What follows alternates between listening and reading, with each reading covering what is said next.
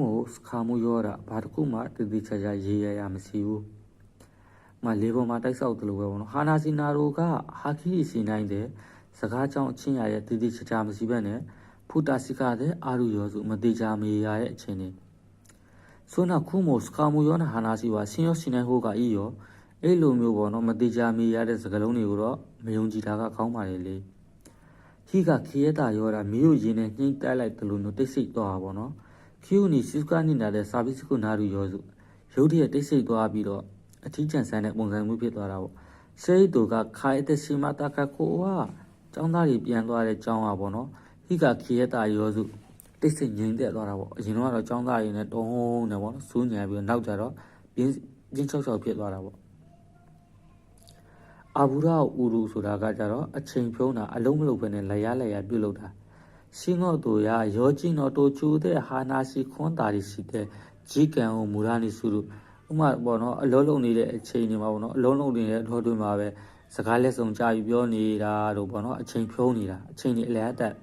ဖြုံးတာတို့ပြုတ်လောက်တာတို့ပေါ့နော်ခါရီဝါစောချူစာအင်းစခုတိုတဲ့အာဘူရာဦးတဲ့တို့သူကတော့မကြာခဏပေါ့နော်ဝန်ထမ်းတွေထမင်းစားတဲ့အဆောင်မှာ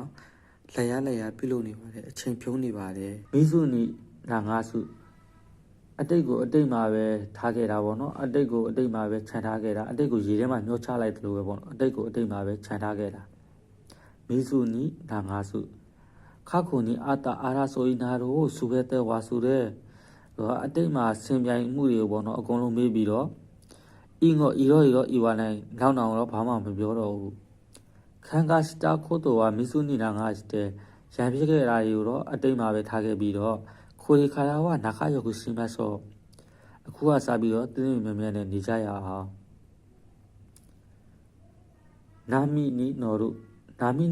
ဆိုတာကြတော့အလိုက်တင်ပေါ့နော်စွမ်းရည်ခွန်အားတွေကိုထုတ်သုံးပြီးတော့အသုံးပြုတာချောစီနီနော်တဲ့ချီကာရောက်ဒါစု